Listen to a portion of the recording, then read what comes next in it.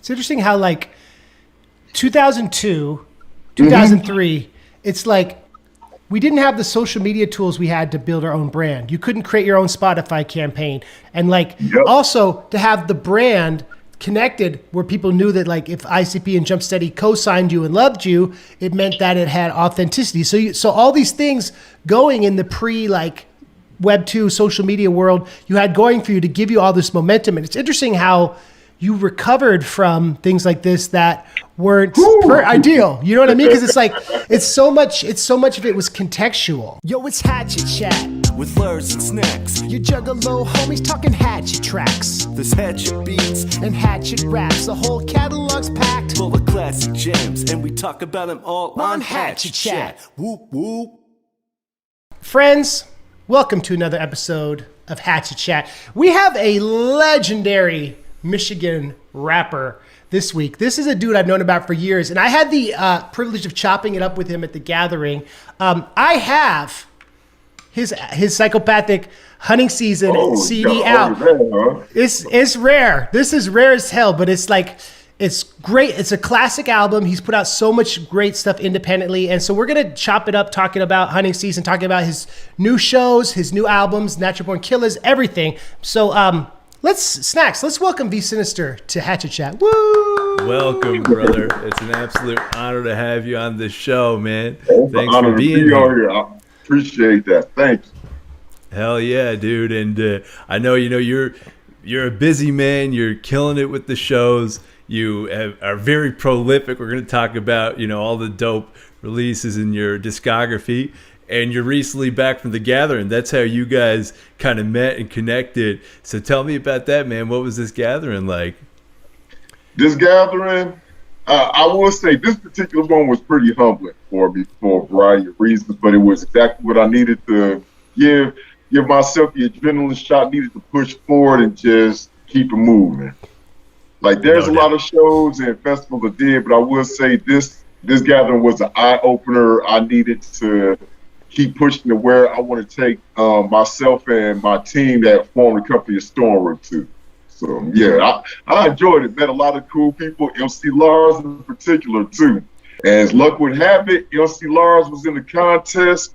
Well, not in the contest, was judging the contest. That was supposed to be me, him, and Jump Steady. Jump Steady couldn't make it for a variety of reasons. So who did they replace him with? Was it Shaggy the Airhead or? Yeah, Shaggy the Airhead, and Shaggy the Airhead was helping out, and then Devereaux was DJing for the battle. Yeah, that was tight. It was a great trio, and I remember you were giving some of. And then DJ Clay was hosting it, which was tight. Yes. DJ Clay go away. I remember DJ Clay was telling me he remember when I was signed to Psychopathic. He was in the audience as a fan at a particular, I think it might have been a Big Balls Christmas party, and then some years later he became their off and on DJ, and I was like, wow, I'm freaking old. You were in the audience 16, 17 years old, and now you're their DJ going on the road with them, doing this and doing that. Wow. I mean, you sent us a lot of really cool, a lot of background, a lot of like files and pictures of that era. You had that really great image of you. It was from the newspaper, and it was like 2003, and you had your mask on. It was like a whole front cover story about you. Tell us about that. Cover story. That was 2002.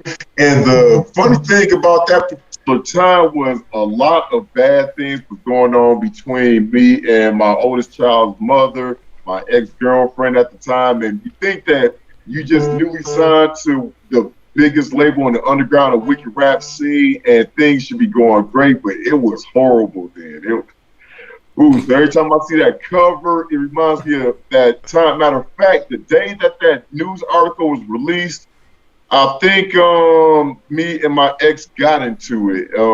It was at some place she was at, and we got into it. And I was just going through the motions and thinking, okay, I just got signed to a multi-million-dollar independent label, and I'm arguing with my ex-girlfriend, and we just broke up. I should be happy, and I'm not, but it was all fuel for the fire. It was a source for many of the topics I was addressing early on in my career, and just helped fuel the drive to propel me to where I'm at right now, for better or for worse. It's interesting how like you can have all the greatest things happening, right? You feel like the industry's on your back, but like if there's that inner turmoil or things going on around you, it's really hard to be present and appreciate it. And it's interesting how like January 14th, 2003, hunting season dropped. And it's an interesting story because like you won an MC contest and so that you got your deal through that. Like, do you want to talk briefly how that went down or like what led to that? All right. I don't know how. I would try to make it as brief as possible. I'm notorious for being long-winded and going on, so I would try to do it in segments to keep it short. So are we, man. That's what Hatchet Chat's about. All right, 2002. This was my first time going to a gathering. This was the third annual gathering in Peoria, Illinois. I heard they were announcing an MC contest to find the newest artist for Psychopathic Records. So, again, me and my ex-girlfriend got into it because some bill money I was supposed to pay. I mean, it wasn't like we were too far behind, so I took some bill money, bought a ticket to go to the Peoria, Illinois gathering, and they had an MC contest there. Me and my team at the time, we were part of Fallen Entertainment. We rolled up there, and basically, I think it might have been a few other people's first time at that gathering too, maybe one or two other people's not their first time, but I'm going to this convention center in Peoria, Illinois, a lot of juggalos around, painted faces. I was taken back. Like, I mean, I was involved in the wicked rap scene prior to that for some years, but this is my first time being at such a large event where you just see tons and tons of people who like the same music you do.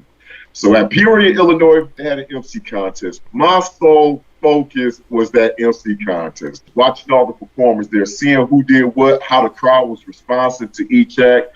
So it was a 3-day event, and I think it was Friday. I was there watching all the people perform, and I'm like, okay, it's some pretty good talent here. Some not so good talent, but it's all subjective. People like what they're gonna like. And I figured out, okay, this is what I gotta do. So Friday night, I remember watching Twisted perform, and I'm thinking, okay, if I want to perform in front of these people, I need to see how they respond to a psychopathic act, because this would be my first time seeing any psychopathic act perform live. And I looked at what they did on stage, how the audience responded, and I took a few cues from there, like jumping up and down, crossing the stage, engaging the audience. And I took some of the cues I've seen Twisted do that Friday night. Saturday afternoon was, I signed up for it, got on stage, and I remember had so many butterflies in my stomach. And once again, it's one of them things that happen, that there's so much going on in your life, but you try to keep it under control to keep it going. So then they call our name, we go out there, perform. The energy in the place was amazing. It was at least about 1,000 people in that area watching the MC contest. And I'm thinking, this is a lot of people. I mean, before I performed different shows, but never anything over 1,000. I'd be lucky if it was anything over maybe 100 or 200, but the energy was crazy. It motivated me. I went from one end of the stage to the other, trying to interact with everybody, doing exactly what I've seen a psychopathic artist do. After we got through performing, I'm thinking I gave them my all. I did what I could. Walked off the stage to the back area, and you know who Legs Diamond is, right? Rich Merle. Yeah, he was one of the judges for the MC contest, and I walked back there, and I remember him saying, "Damn, that was dope." And I was like, oh, okay, all right. So I'm listening to him give his commentary on our performance, saying that we did real good. And I'm getting a lot of dap and congratulations from everybody saying that I was a shoo-in to go to the finals, and I'm thinking, okay, all right. So everybody else was still going through the audition process, and I'm just nervous. And the crew I was with at the time asking, did I want to go see any other events? I'm like, no, I want to check out the other people, because I'm not going to be that arrogant thinking, okay, I'm for sure going to win, so I don't got to worry about the competition. No, I want to see what they do, because I did good. According to Rich Merle, I was one of the best there, but it could have been slightly better. I have to see that. So I stayed for the Saturday auditions, Sunday afternoon auditions, and then they wrapped up the auditions. The judges at the time was Legs Diamond, Fritz the Cat, and a guy named John. I don't know what John did in particular, but I remember he was a judge there. So they announced MC contest was over. They was gonna have the top 3 pasted in a far away wing on the other side of the auditorium. So they took strips of paper and put each name on there, and they was putting them one by one. So the first name that they put up there was a guy named McNasty. I think you probably seen him at this year's gathering too. He performed, I want to say, on the second day, maybe the second day. McNasty, real cool guy. He's also in Natural Born Killers too. Then the next people they put up was a group called Rotten.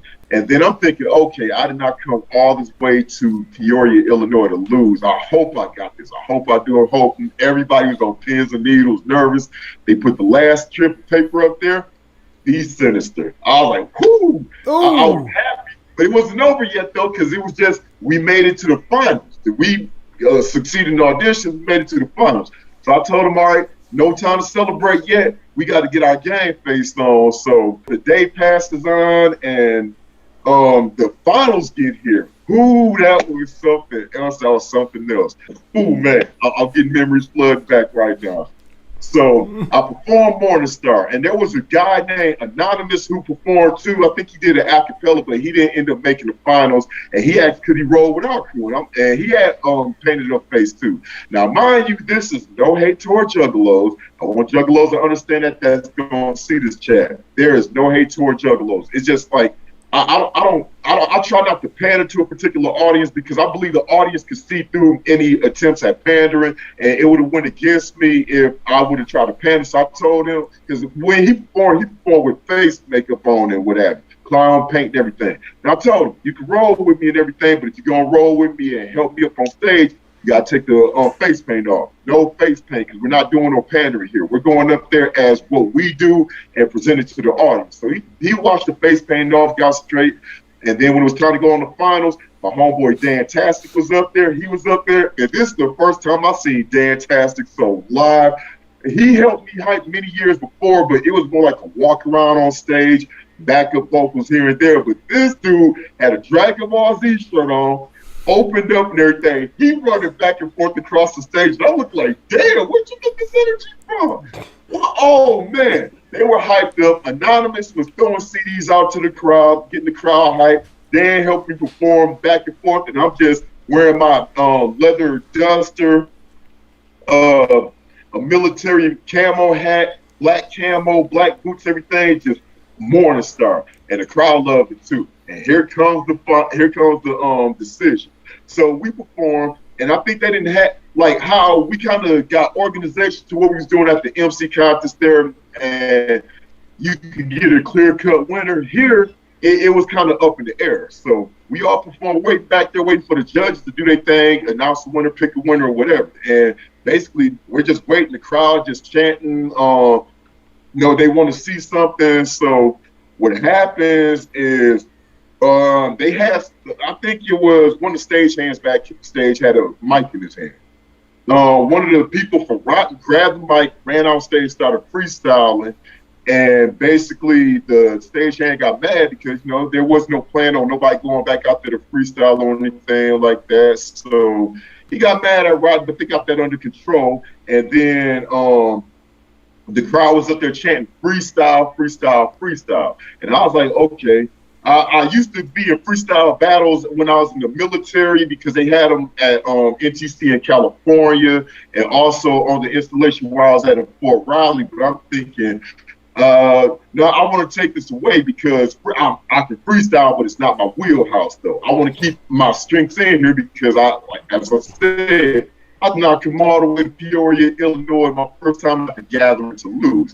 So the stagehand handed me the mic, and he wanted to know, did I have any words to say to the audience out there? So I was like, I grabbed the mic, and the audience was saying freestyle, but I put my hand up, tried to get the audience to quiet down. So I went into a long monologue about, you've seen the 3 top acts up here perform, and next year you'll probably be wearing one of them shirts, and it's up to you, audience, to pick the person you thought brought it the hardest and entertains you, and so on. Just going to a nice, I can't say long monologue, a brief one, but just pretty much to get the audience to pick the artist that they want to go with. So I told them I was going to bring out the axe out here, and when I place my hand overhead, I want you to scream the loudest, cheer for who you thought done it, who you want to be on Psychopathic Records, who you want to wear their shirts and buy their merchandise and everything next year. So the first person I brought out was McNasty. Put my hand overhead. Whew, I tell you, when that crowd, they went ballistic. They loved McNasty. I was like, oh. In my head, I'm keeping calm. I'm keeping my composure on stage. In my head, I'm freaking out like, oh my God, no, I did not come this way to lose. I did not come all this way to lose. But I kept it together. I was like, okay, still 2X, Rotten and me. And then I called Rotten out there. I placed my hands over their head. Crowd just boos them. And they start chanting Beastie Boys. And I'm thinking, oh, well, okay, we know Rotten is not taking first place here. So it comes down between me and McNasty. So then I was about to announce myself, but McNasty wanted the mic. And then he stands next to me, he puts his hand over my head and said, how about my boy V Sinizter? Same initial response Chris got. His real name is Chris. Sorry about that, McNasty, when you see this interview. McNasty, I got the same initial response McNasty did, but what separated that response, what separated our applause was that at the end of the response I got, they started chanting Sinister, Sinister, Sinister. And I was like, okay, that's my moment. We seized that right there, grabbed the mic, and I said, the Juggalos have spoken. Handed the mic back to the stagehand, walked off, and let it go from there. Stagehand said, well, there you go. This year's winner is V Sinizter, and I fell out backstage. I was on my knees crying like I am on Psychopathic Records. Let me tell you, as I said, I don't do any pandering. I don't say juggalo a lot in my music or anything like that. Not that I don't listen to the music, because I've been listening to Insane Clown Posse, Esham since 1991. Before Insane Clown Posse, it was Esham back in 1990. Then around 1992 came Carnival of Carnage and Beverly Kills, and then I got into the back catalog and became a fan since then or whatever.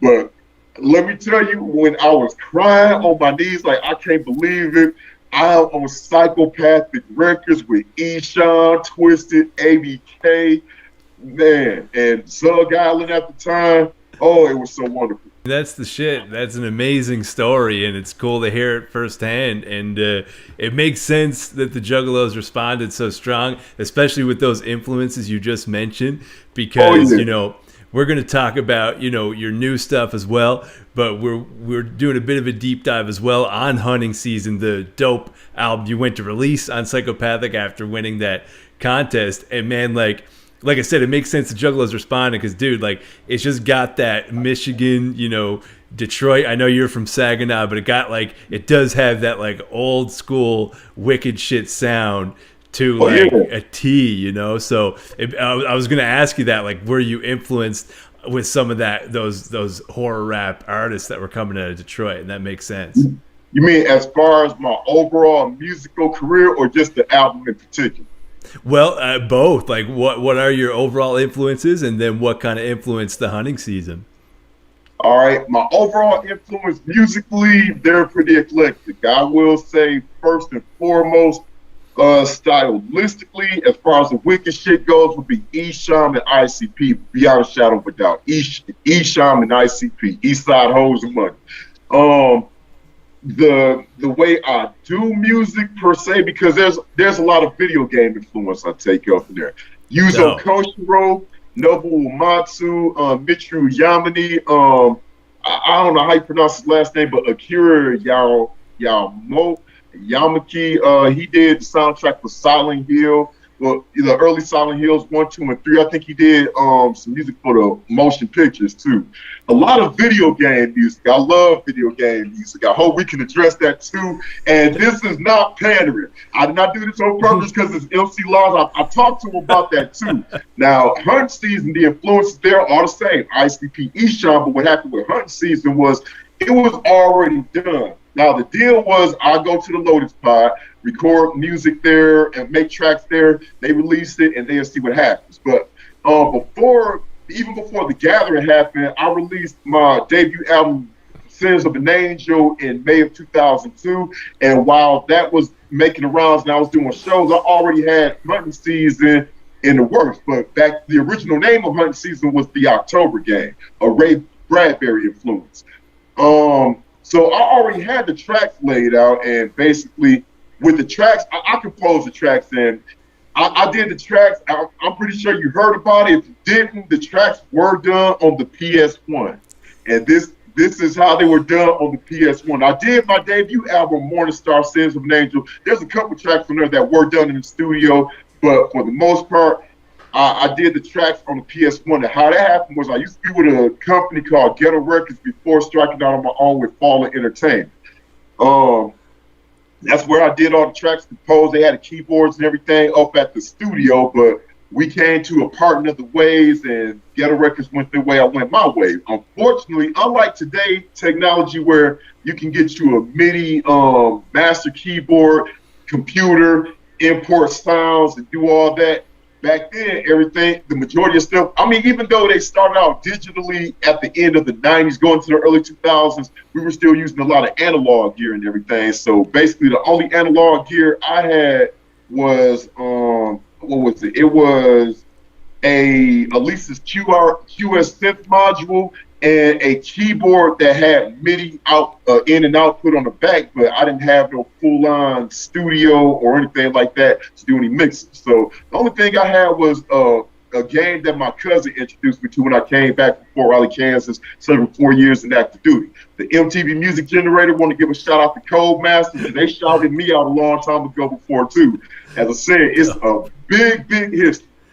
But I had the MTV Music Generator, so I was messing around with it, and basically I was doing let's call it vaporware video game music. Basically, video game music that are concepts, but there's really nothing in the works or anything. But I'm pretty sure everybody did that. When you kid growing up, you made your own video games, design them. Well, I did that too, but I took it a step further by actually composing video games, composing music for video games made up. So that's what I did on the MTV Music Generator. And then when I separated from Ghetto Records, instead of just doing video game music on the generator, I started making beats on there to translate from what I was doing in the studio to the generator. So I made a bunch of beats. So I already had the October game done long before the MC contest. We went to Peoria, Illinois, won the MC contest.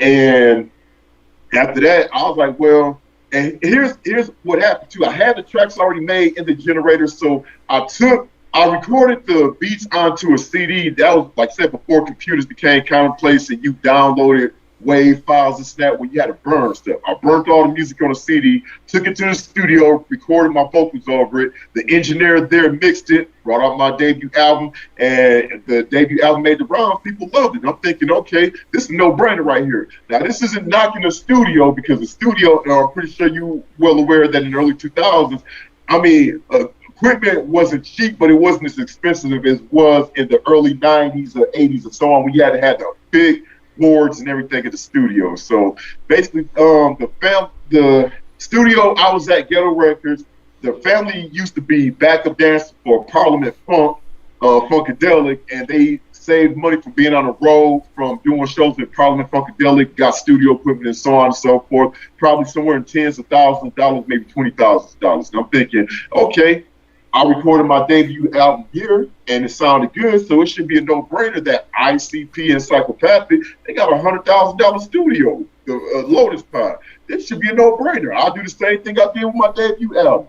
I recorded on the CD, took it to the studio, thinking it's a win-win situation. I already had it made anyway, so I added a couple tracks on there. So I get there, and it's my first time working with Fritz the Cat. Now, when I was working with Ghetto Records, the engineer there, shout out to James Alias, he's another kind of invisible figure in the wicked shit, but he has his handprints all over it, though, and I can explain why later on. So James worked with me before. He knew what to do, how to get the best out of me, and when I brought some of my music that I composed, he would tell me that, okay, this snare right here, that snare don't sound good. You might want to change that snare. You might want to bring this kick up. He was pretty much critiquing and helping me try to get the most out of music I did with my debut, Sins of an Angel.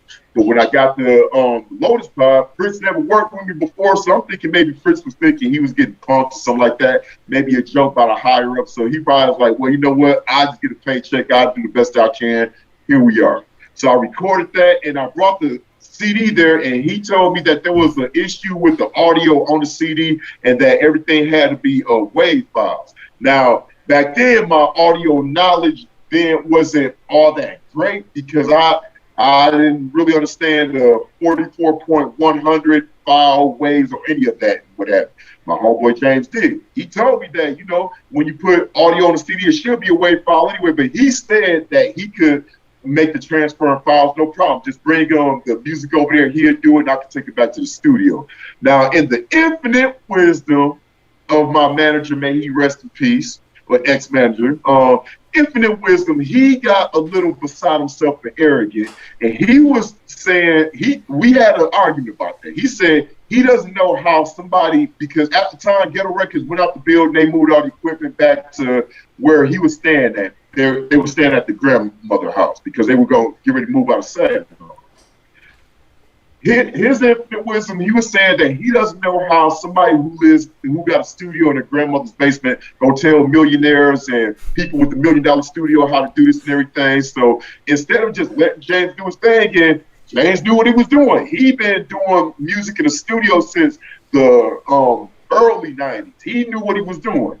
But I'm not gonna mention the manager name because I might say something not so kind, but I'll try to keep it kind. He's not here to defend himself or give his side of the story and everything, so I'll just try to keep it positive in this aspect. But in this regard right here, he disparaged the thought process of James taking the music and putting the waves on the disc and giving me the disc and taking it back to the Lotus Pod. So he said instead of doing that, he was going to take the PS2, because you could play the music generator on the PS2 too.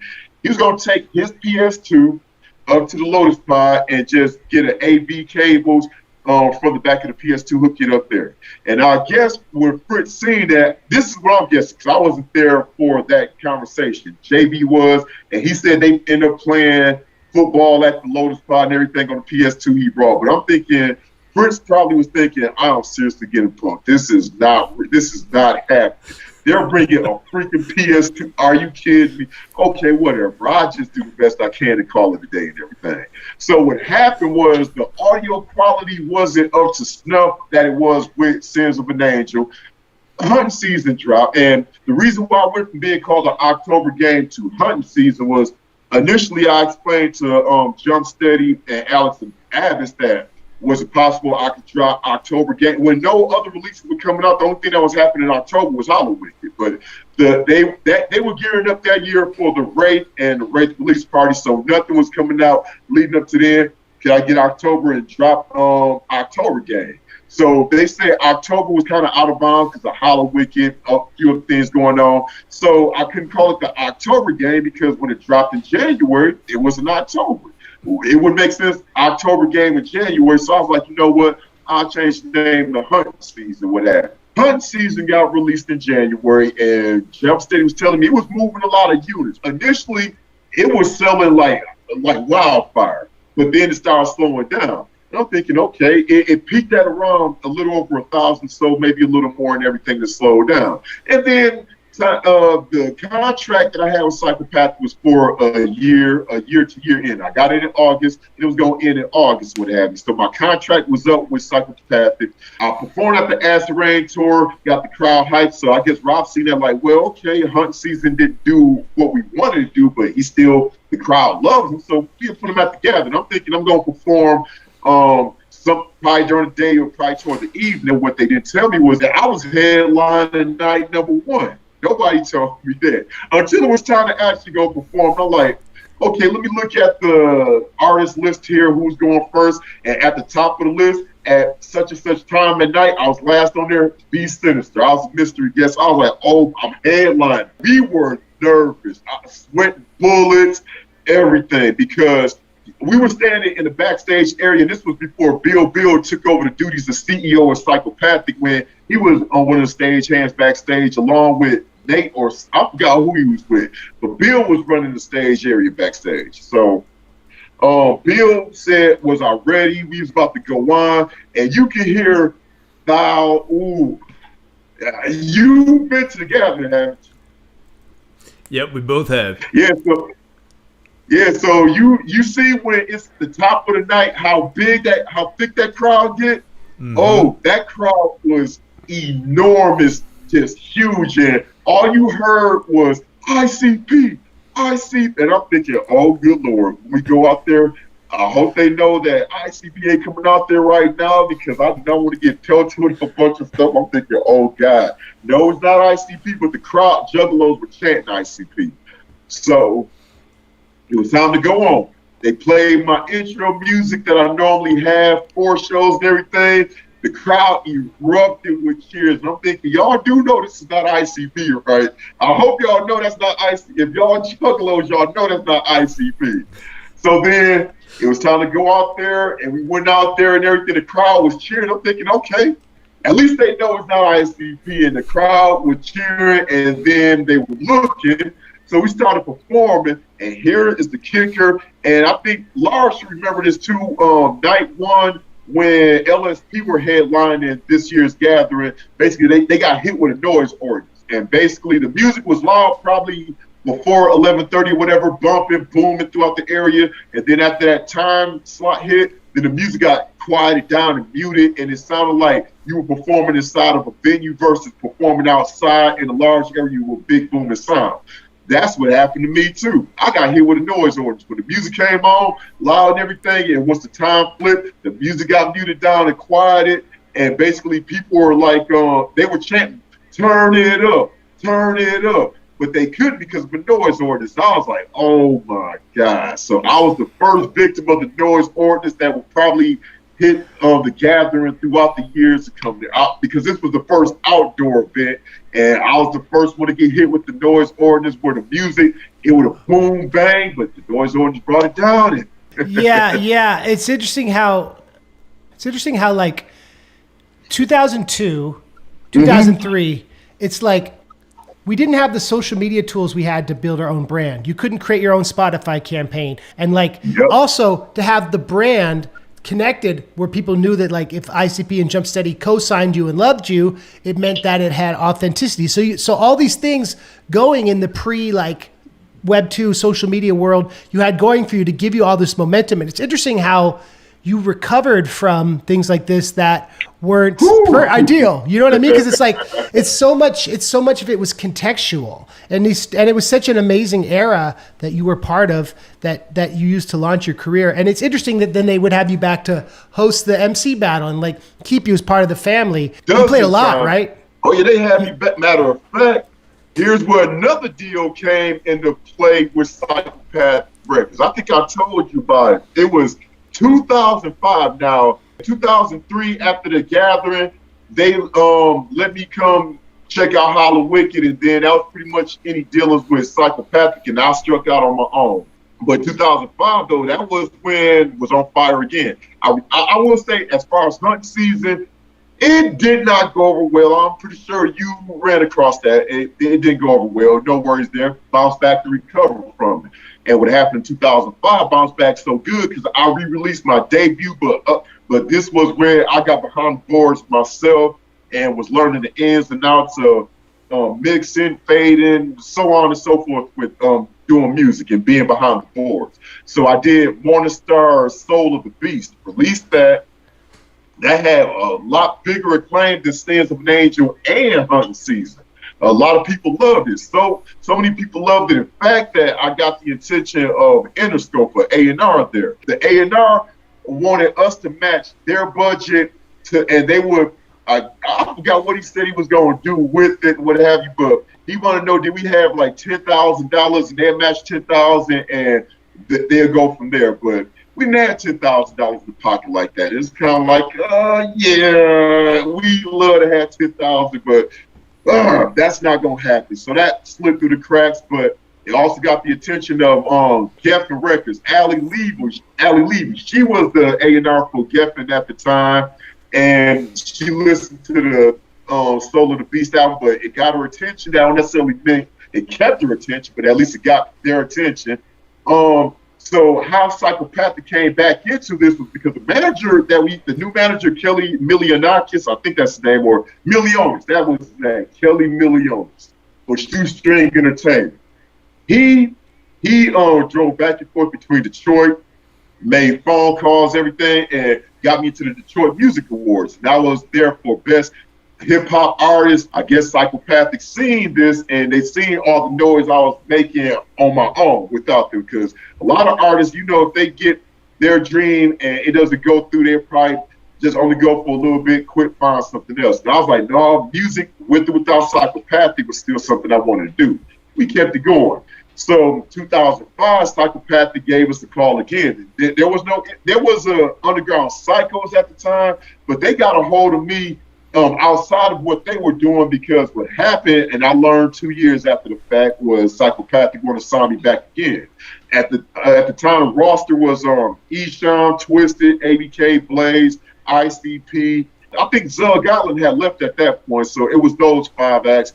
And Psychopathic wanted to sign me at the time because of what I was doing with the Detroit Music Awards and opening up for Ludacris and getting attention of a lot of A&Rs from Soul of the Beast. We got an email from Psychopathic saying, could we perform for Esham's A1 Yola release party?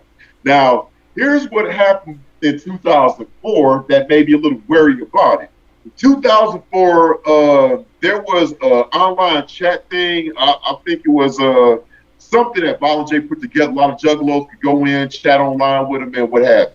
Now, I did an interview in 2002 where one of the questions was posed, you know, after I get through dropping my debut on Psychopathic, what was next for me? I told him outside of releasing Pale Horse and working on my own content, hopefully I'll become part of some of the super group projects on there, like Psychopathic Riders, The Dark Lotus, and if I become part of Psychopathic Riders, I'll go by the name Pompano and everything. Just stuff, just theoretical stuff. Nothing solid, not saying I was part of anything with that.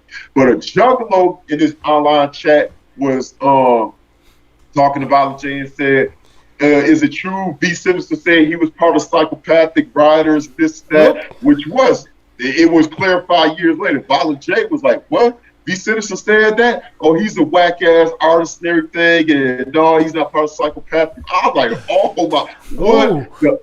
The underground, they supported me on an online forum called horrorcore.com. One of the biggest underground sites for wicked shit. They was like going in on Violent J because of what he said. Like I said, it was a misunderstanding. Believe me, we're real cool now. Misunderstanding.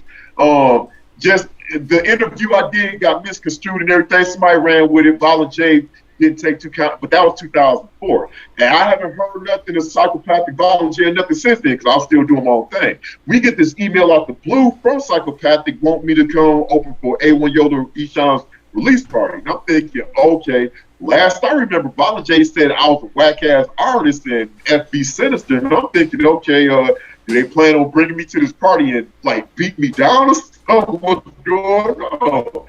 We ain't getting no other words from them or anything.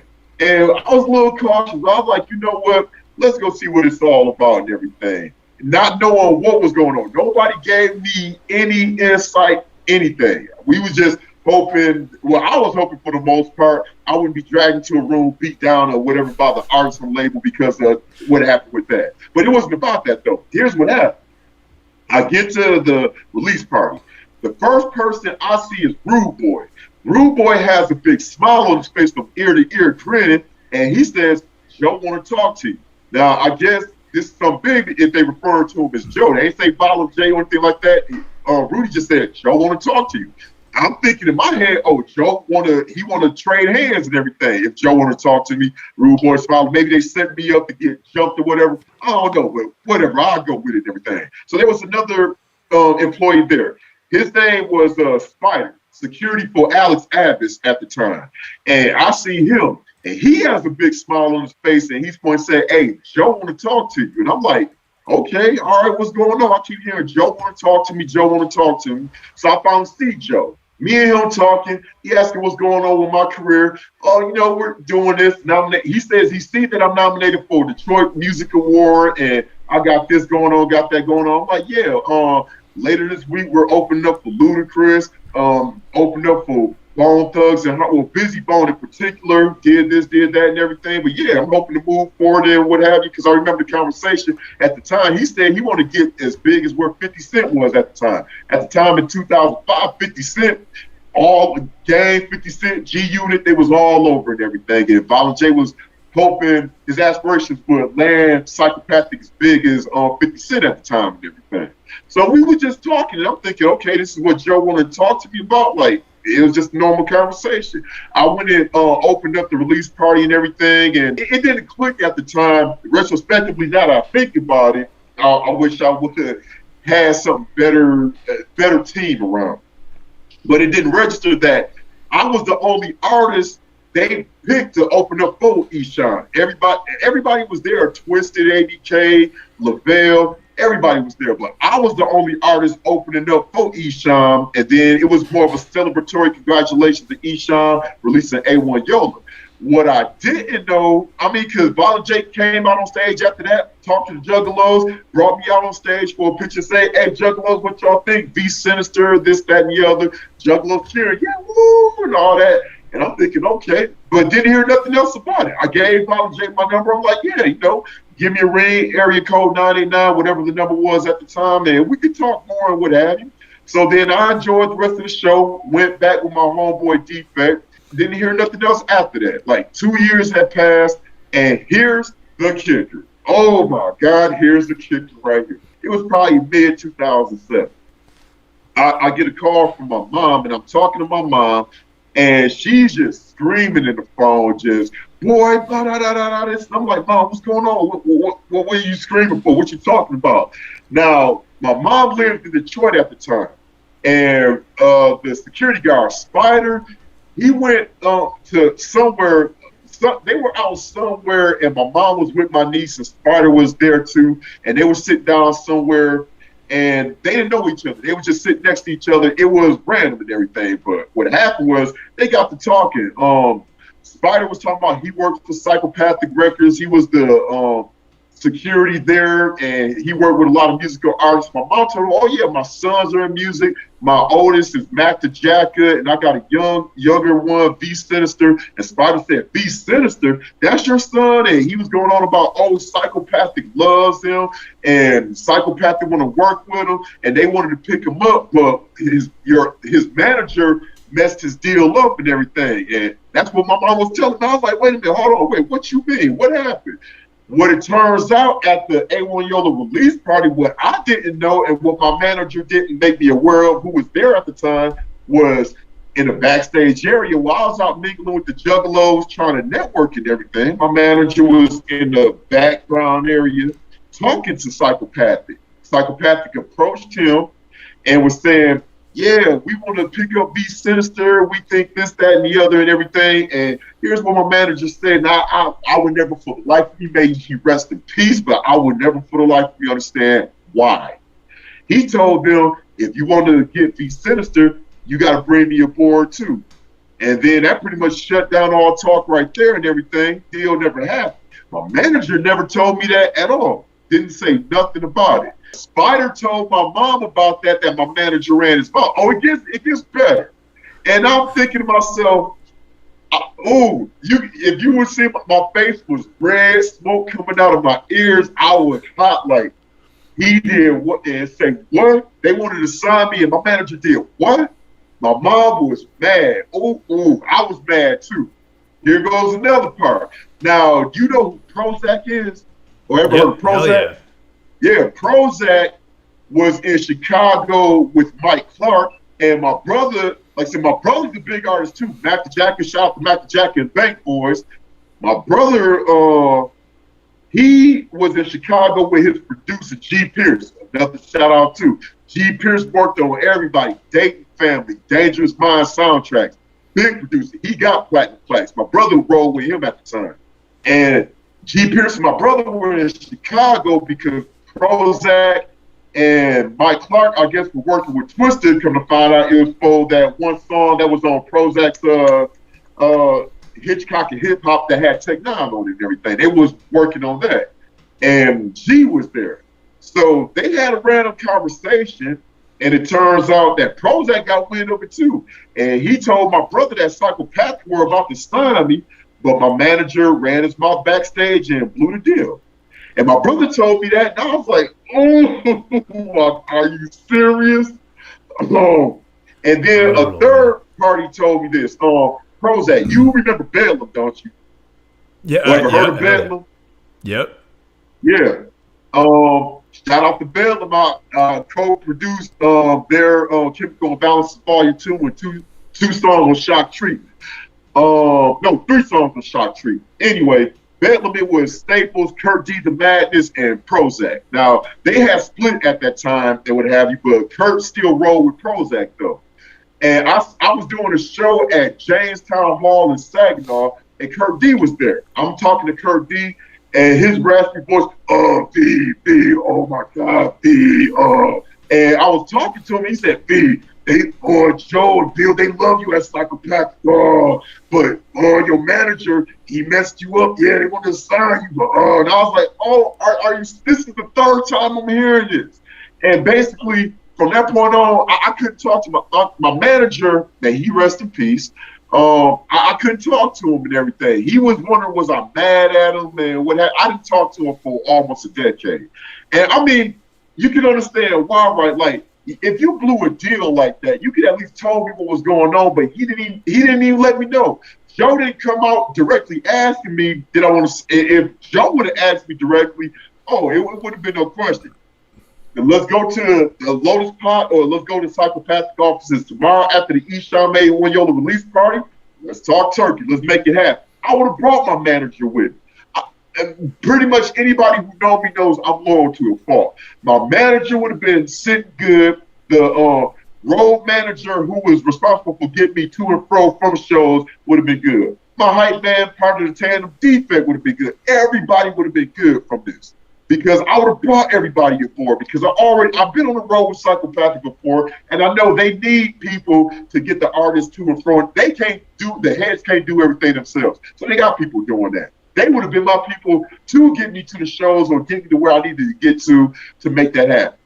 But he said that if they wanted V Sinizter, they need to take him too. And what purpose was he really going to serve except just to help me along? But he probably could have served a purpose. He didn't need to express outright that he had to come along too, like it was a package deal. It would have been like, okay, I would talk to V Sinizter, let him know, and we could come up there and make it happen. It would have happened, but no. It's like you think about the first Dark Lotus, Mars. They had that weird drama, but he had his other label deal that that prevented them from signing him, right? So they're sensitive to the fact that maybe V Sinizter has a 360-degree deal with your manager, and they're like, well, maybe we don't know about this, but it's not true, man. I feel you.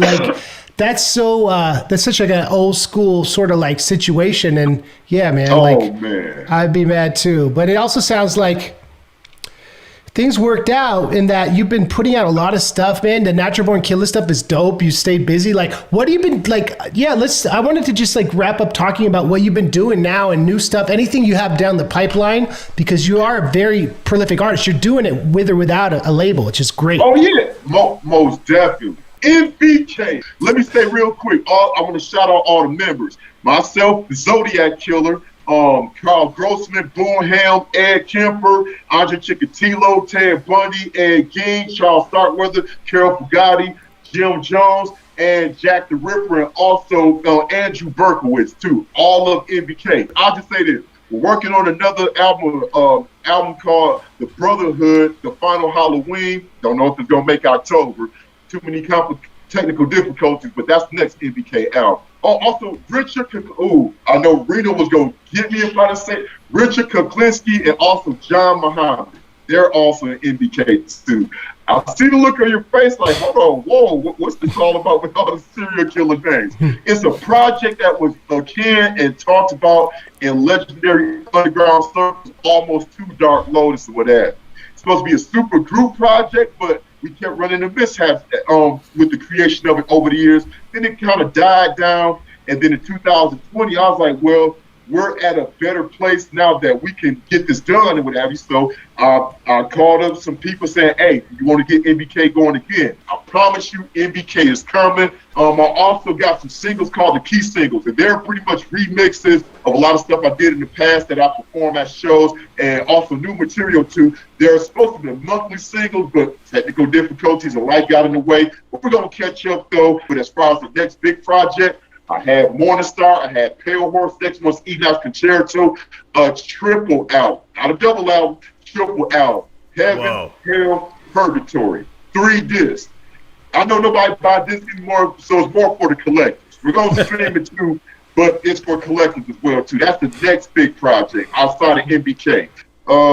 Eternal Worlds, my first debut novel, science fantasy, science fiction novel, taking place on another world, in another galaxy, lots of monsters, rings, magic, wizardry, technology. The first novel's already written. We're editing it right now, working on the second novel. It's called Eternal Worlds, The Quest for Love, and that one will probably debut next year, the 4th quarter, because it would have debuted this year, but we got too much going on. We want to make sure we do this right, take our time with it. So next year, 4th quarter, Eternal Worlds. It could be worse. Comic strip, love doing comic strips. I'm an artist by trade, but between music and art, they're both equal. I don't love one more than the other, but I do comic strips. I'm in the 4th season of It Could Be Worse.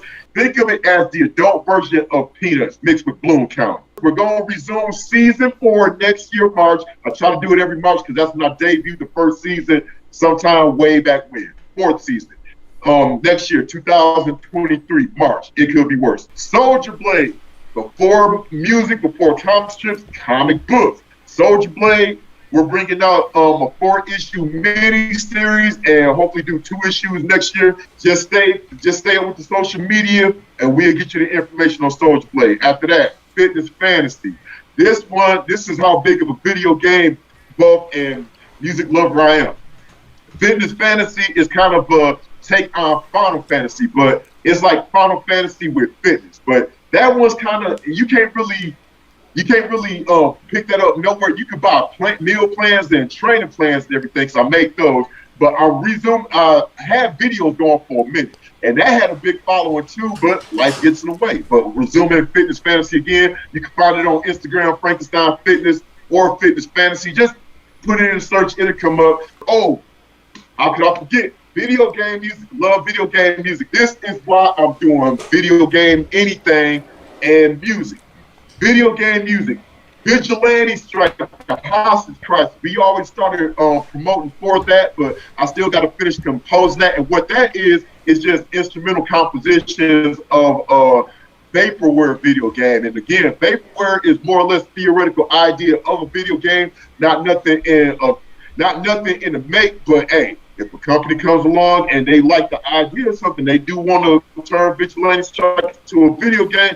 Oh, you better believe we're going to be behind that. But it's Vigilante Strike is a beat 'em up like Streets of Rage, a Double Dragon, the final fight, and what have you. And what I guess what we can finish on, because I know you're out of time and everything, John Doe. I wanted to get to this, but I talked too much. I'm sorry, hopefully another time. But John Doe, video game music.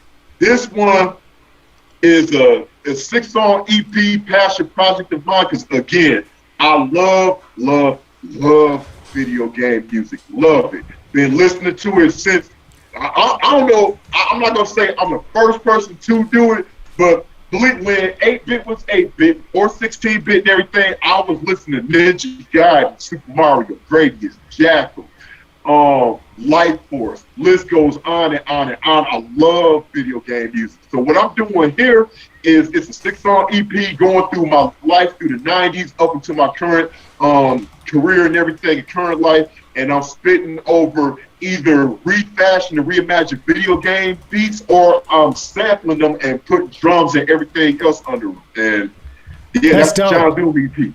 That's so dope. I'm so excited for that. That's going to be awesome. Me too. I can see this place right here. I can't wait to get it out there. A lot of nerdcore artists have rapped about video games, sampled video games, but very few can say they produced an album on a video game system, but V Sinizter did.